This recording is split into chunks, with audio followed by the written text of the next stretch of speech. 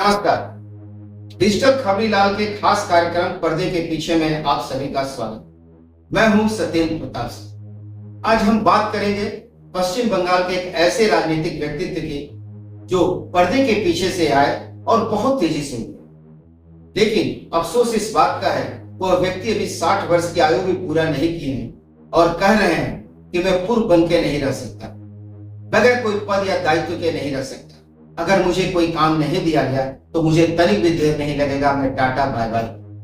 वो यह भी कह रहे हैं कि मैं थोड़ा और इंतजार करूंगा, इससे ज्यादा और नहीं। साथ ही यह भी कह रहे हैं कि राजनीति मेरे लिए कोई बहुत जरूरी नहीं है, मैं राजनीति को हमेशा हमेशा के लिए अलविदा नहीं। लेकिन सवाल यह है कि वह व्यक्ति है कौन। पहले हम उन पे एक नजर डालते हैं। यह वह व्यक्ति है जो 2014 में भाजपा की प्रदेश राजनीति में आया।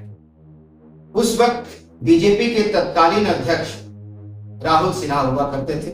राहुल सिन्हा की कमेटी में इन्हें महासचिव बनाया गया। एक साल के बाद इन्हें 2015 में बीजेपी का 9वां प्रदेश अध्यक्ष बनाया गया और उसके बाद 2016 का जब विधानसभा चुनाव हुआ, यह स्वयं खड़गपुर से चुनाव लड़े और उस चुनाव में इन्होंने जिस व्यक्ति को हराया वह चुनावी राजनीति का अपराजय है और बंगाल की राजनीति का एक बहुत बड़ा शख्सियत हुआ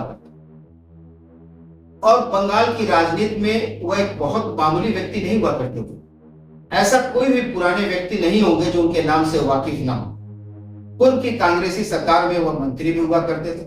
जी, हम बात कर रहे हैं ज्ञान सिंह सोहनपाल का। ज्ञान सिंह सोहनपाल चुनाव हार जाएंगे और वह भी दिलीप घोष से शायद ही किसी ने कभी कोई खतरा, लेकिन हुआ ऐसा ही। दिलीप घोष न केवल जीते बल्कि उस समय भारतीय जनता पार्टी के 3 विधायक जीत के आए और उन 3 विधायकों में दिलीप घोष भी। विधानसभा के अंदर दिलीप घोष एक अच्छे विपक्ष के नेता के रूप में उभर कर सामने आए। साथ ही पार्टी का संगठन का भी काम देख रहे थे। 2019 के लोकसभा चुनाव में उन्हें मिदनापुर से टिकट दिया गया। मिदनापुर के लोकसभा चुनाव में उन्होंने तृणमूल कांग्रेस के संध्या राय को हराया। संध्या राय को हराकर वो दिल्ली की लोकसभा पहुंचे और मजे की बात तो यह है कि नरेंद्र मोदी 2014 में प्रधानमंत्री बने, 2019 में मंत्री बने, 2024 में मंत्री बने। 3 बार नरेंद्र मोदी प्रधानमंत्री बने और बंगाल से अभी तक 8 मंत्री बनाए जा चुके हैं केंद्र। SS अहलुवालिया, बाबुल सुप्रियो, देवश्री चौधरी, डॉक्टर सुभाष सरकार, निशित परमानिक, जॉन बारला, शांतनु ठाकुर और फिलहाल सुकांतो मजूमदार एक नए नियुक्त। अब आप कह सकते हैं कि दिलीप घोष को उस वक्त भी मंत्री नहीं बनाया गया। कहा गया कि दिलीप घोष प्रदेश अध्यक्ष इनको कैसे मंत्री बनाया गया। 2 साल बाद विधानसभा चुनाव होना है, यानी 2019 के बाद 2021 में विधानसभा चुनाव होना था, इसलिए दिलीप घोष को मंत्री नहीं किया। अब सवाल यह है कि 2024 में जब सुकांत मजूमदार को बीजेपी का प्रदेश अध्यक्ष रहते हुए मंत्री बनाया गया, तो यह कैसे बनाया गया।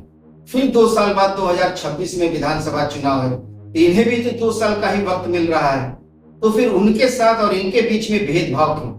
ये कई सारी ऐसी चीजें हैं जिसे लेकर दिलीप घोष काफी नाराज। दिलीप घोष के बारे में यह भी कहा जाता है कि जिस तरह उन्होंने संगठन को मजबूत किया, शायद ही इसके पहले किसी प्रदेश अध्यक्ष ने इस तरह मजबूत किया।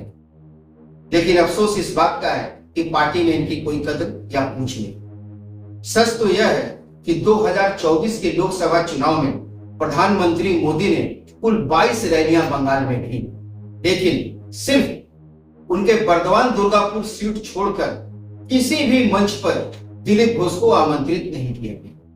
भाजपा के अब तक के सबसे सफलतम प्रदेश अध्यक्ष दिलीप घोष को किसी भी अन्य चुनाव क्षेत्र में उनको मंच पर आमंत्रित नहीं किया, जबकि मंच पर हर जगह प्राय शुभेंदु अधिकारी और सुकांतो मजूमदार नजर आए, लेकिन दिलीप घोष को दरकिनार किया। दिलीप घोष के मन में इसकी भी पीड़ा थी।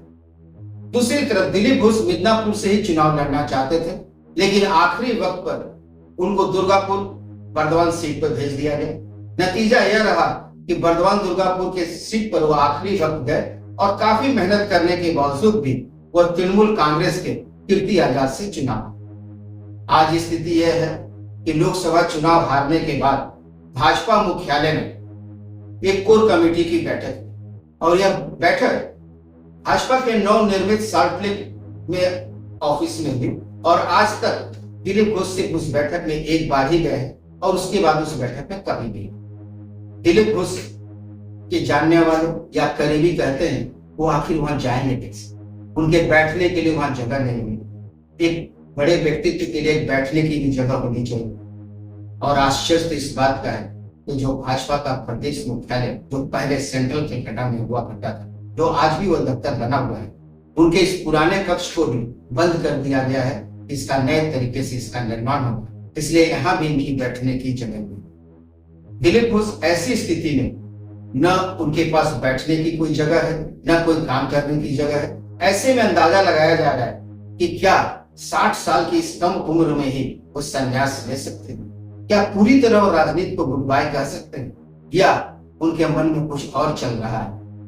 क्या वो दल बदल भी सकते हैं? सवाल इसका है।